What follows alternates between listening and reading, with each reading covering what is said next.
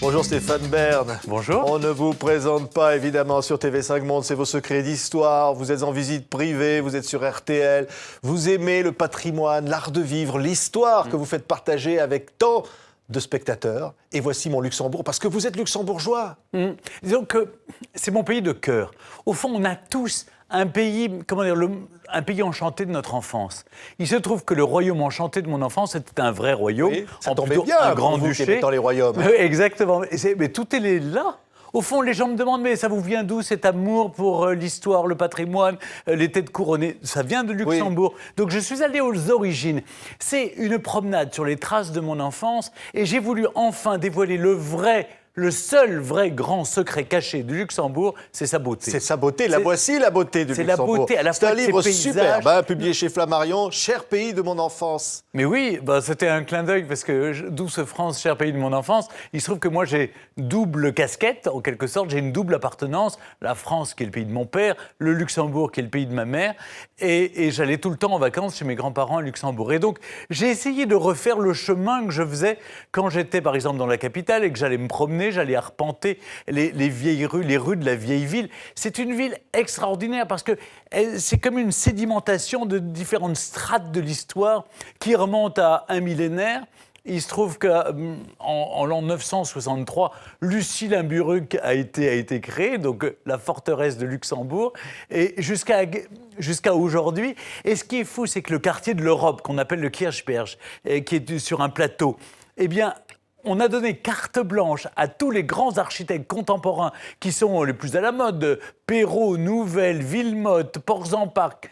Tous ont travaillé là, et Bofill, pour ne citer que, ont travaillé pour créer Paye, là où on voit par exemple des images de Paye. C'est un mélange de modernité, il y a la cour européenne, la tradition justice, et la modernité. Il y a cette tradition incroyable, ces châteaux forts. Mais exactement, c'est ça le Luxembourg. Les gens ont une image ou de lessiveuse, ou de coffre-fort. Oui, on dit un paradis fiscal, quoi, en mais gros. c'est faux aujourd'hui.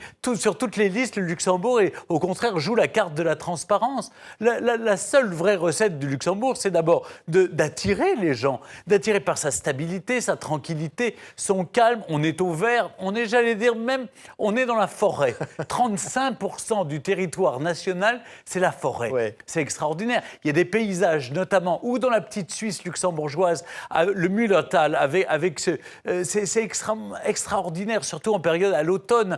Et puis, vous avez aussi au nord, Vianden, par exemple, qui est la couverture du livre, qui est l'un de mes endroits préférés parce que c'est le pays des châteaux, c'est le pays des châteaux forts, mais c'est aussi le pays des architectes contemporains qui font vivre la réalité du Luxembourg dans son évolution. C'est-à-dire qu'on n'est pas figé dans l'histoire et dans le temps. C'est un pays qui évolue avec son temps. Ce sont des racines très fortes. Et pourtant, vous dites, quand vous parlez du Luxembourg, vous entendez des gens qui vous disent, c'est quoi le Luxembourg? C'est une station de métro? C'est quoi? Ou c'est le jardin à Paris, le jardin du Luxembourg, une station de métro. Non, mais c'est vrai que c'est incroyable. Il y a une méconnaissance du Luxembourg. C'est un de nos pays frontaliers. Enfin, franchement, on a peu de pays avec lesquels on a une frontière. Il y a le Luxembourg. Alors, les frontaliers connaissent bien, d'abord parce qu'il faut le rappeler, il y a quand même 80 000 Français qui tous les jours vont travailler au Luxembourg. Depuis qu'on a fermé les hauts fourneaux de Florange, certains sont bien contents de trouver du boulot dans le tertiaire à Luxembourg. Donc eux connaissent la réalité du Luxembourg. Mais c'est tous les autres. Les Français je suis assez surpris, ils ne connaissent pas. Ils me disent « Ah bon, vous êtes luxembourgeois, mais c'est où, c'est comment ?» Ils imaginent une rue avec des banques. Non, c'est pas ça le Luxembourg. Mais alors vous vous racontez évidemment, parce qu'à travers cette passion que l'on voit, Stéphane, il y a derrière ça, il y a votre enfance. Vous dites, dans la cour de l'école, je me sentais aussi fantasque, burlesque que ce petit pays dans lequel je vivais. C'est très juste ce que vous dites. Je me suis identifié très tôt au Luxembourg parce que j'étais moqué par mes voisins, comme le Luxembourg. J'étais différent des autres, j'étais baroque, je ne partageais pas leurs valeurs, pas les mêmes occupations, pas les mêmes... Vous savez, la devise des Luxembourgeois depuis le 19e siècle, c'est « Mi veulent bleiven wat mi zijn », qui veut dire nous voulons... Oui, alors ça, on va traduire. Je la traduis. Nous voulons rester ce que nous sommes. C'est-à-dire qu'on évolue. Quand vous pensez que la capitale du Luxembourg, Luxembourgville, et il y a 57 à 58% d'étrangers. C'est-à-dire qu'en France, ça serait inimaginable. Et pour autant, cette intégration se fait sans heurts. Si vous voulez, c'est vrai qu'avec tous ceux qui travaillent à Luxembourg, vous avez quand même une population C'est une capitale de l'Europe et finalement c'est une belle image pour l'Europe. Je trouve que c'est l'intégration. C'est d'ailleurs l'un des pays moteurs de l'Europe. C'est l'un des 6 pays fondateurs, quand même, on l'oublie. Mais Robert Schuman, le père fondateur de l'Europe avec Jean Monnet, était luxembourgeois. Sa maison, il a été ensuite ministre français des Affaires étrangères. Mais on visite toujours sa maison à Luxembourg. C'est incroyable. Alors, on va voir des images. On a tous quelque chose du Luxembourg, mais on ne le sait pas. C'est comme on fait de la prose sans le savoir, comme disait Molière, mais on a tous quelque chose du Luxembourg. On voit des images de ce générique que tout le monde connaît, que tout le monde aime, c'est Secrets d'Histoire. Finalement, c'est cette vocation, Stéphane, vous faire partager finalement ce que cette enfance vous a donné à travers la découverte de la beauté. À la fois la beauté, l'histoire, nos racines, qui sommes-nous, et puis c'est faire partager des passions. Après tout, l'histoire, c'est quoi? Ce sont des histoires humaines, de chair, de sang. C'est les passions des gens qui sont aimés, qui ont souffert, des gens qui ont vécu.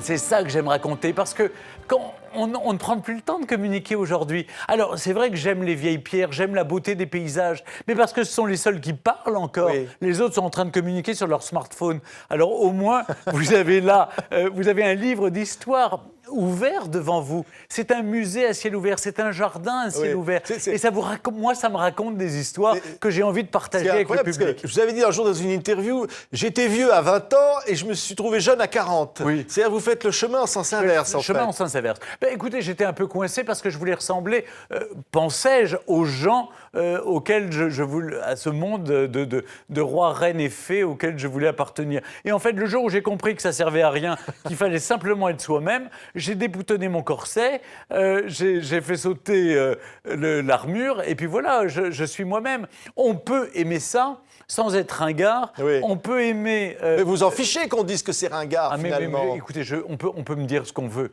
Vous savez, j'ai eu une éducation très stricte. On ne me donnera jamais autant de baffes que ce que j'ai reçu quand j'étais petit. Et aujourd'hui, on ne fait plus de procès. Enfin, maintenant, on pourrait faire des procès à ses parents. Mais j'ai eu une très bonne éducation qui m'a appris qu'il faut être fort dans l'adversité comme dans les honneurs. Je vois très gentiment, vous mettez que je suis l'un des journalistes préférés. Ça, c'est des sondages qui le disent. C'est vrai, mais on se tire la bourre avec Michel Simès et Nagui, mais on arrive dans le peloton de tête, ça fait très plaisir. Mais au fond, les gens ont compris qui j'étais. Je suis moi-même. Alors ça plaît, ça déplaît, c'est baroque, c'est ringard. Ce sont des mots vous amenez de la culture aussi. Oui, mais c'est ça qui est important. Ce qui est important, c'est la sincérité. C'est qui êtes-vous pour parler? Je dis d'où je parle. C'est la raison pour laquelle je préfère me raconter plutôt qu'un livre de confession. Si vous voulez, je sais que c'est très à la mode en ce moment. Ce que j'aurais pas dû vous dire, ce que j'aurais pas voulu vous dire, mais que je vais vous dire quand même. C'est-à-dire, moi, je préfère vous raconter mon Luxembourg, parce qu'à travers ce cri d'amour, cette dette de cœur vis-à-vis de mon pays d'enfance, eh bien, j'ai l'impression de me raconter, de dire d'où ça vient, cet amour à la fois de ce pays, mais de ma famille grand-ducale aussi, parce que c'est un pays dont l'indépendance est incarnée par une famille qui nous défend et qui défend le nom de Luxembourg dans le monde entier. Après tout, on n'occupe pas une place très grande sur l'échiquier mondial ni international. Donc, voilà, c'est ma façon à moi de dire, oui, eh bien, je suis fier de mes origines et de mes racines. Et d'avoir la double nationalité, parce qu'on ne le sait pas trop, oui, mais je paye mes impôts en France. Je tiens à rassurer aussi. Vous savez, oui, mais je crois qu'on est toujours du pays de son enfance, quand même. Il y a quelque chose, même si je suis né en France, j'ai été éduqué en France, mais vous savez, l'éducation de mes parents était très stricte à Paris et ça se relâchait quand j'étais chez mes grands-parents à Luxembourg. Donc c'est devenu le pays de tous les possibles, le pays de la liberté, où je pouvais regarder la télé, ce que je n'avais pas le droit de faire en France. Maintenant j'en fais, c'est vous dire. Mieux. Et donc j'ai vraiment fantasmé enfant. Alors les Luxembourgeois peuvent me reprocher une chose, c'est que je sublime sans doute mon pays.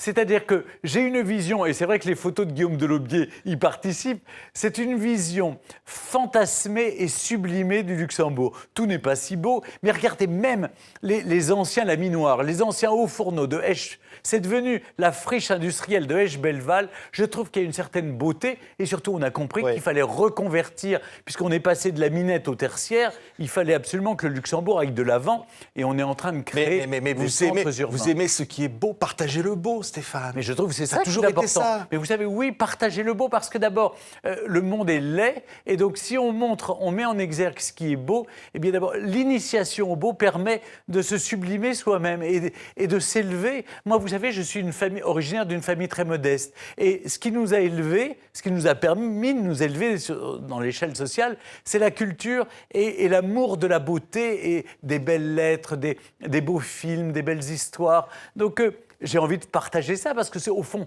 c'est une leçon de vie aussi. Merci beaucoup Stéphane Bern. On vous adore sur TV5 Monde et ailleurs. Les secrets d'histoire et voici mon Luxembourg, publié chez Flammarion avec RTL. Merci beaucoup Stéphane. Merci à vous.